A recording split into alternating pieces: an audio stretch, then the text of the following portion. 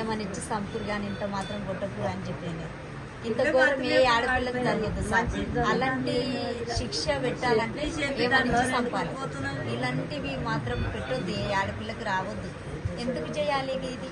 నేను తప్పు చేసినా చేయలేదో మీరు అంత ఎంక్వైరింగ్ చేసుకొని నీవు డ్యూటీ అయ్యి నీకు కోపం వచ్చినా 2 దెబ్బలు కొట్టి నేను పడతాను. నువ్వు ఎందుకంటే చేసినావు? నేను రేపు నాకు చాలా ఇరిగిపోయింది, యాక్సిడెంట్ అయ్యింది. రేపు నా పిల్లల పరిస్థితి ఏంటి? నాకేమన్నా అయితే నాకు శాతం అయితే లేదు. నాకు నా పిల్లగానికి ఆపరేషన్ అయ్యి నా మొదటి బీపీ ఉంది, షుగర్ ఉంది. ఇంకా ఎవరి శాతం అవుతుందంటే నేను తెచ్చుకుంటాను. అది బ్యాట్కి లబ్బర్ మ్యాట్ అది అంతం కొట్టింది. ఎస్సీ కమిషన్ చైర్మన్ బక్కి వెంకటయ్య గారు పూర్తి స్థాయిగా సార్ న్యాయం చేస్తాడు. దాని నుంచే భయపడకూడదు, ధైర్యంగా ఉండాలి.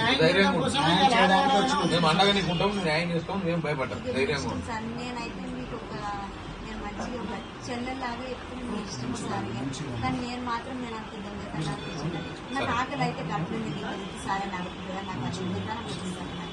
మీరు చెయ్యమని నేను చేసేదాన్ని నేను చెప్తున్నాను. నా పిల్లలు చిన్నగా ఉన్నారు, నాకు దొంగతనం పెద్దగా ఉండే చిన్నగా నాకు ఇంత దొంగతనం వస్తుంది.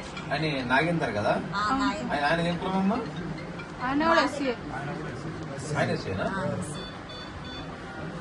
కానీ మనం ఎంత బంగారం ఎన్ని పెట్టుకున్నాం?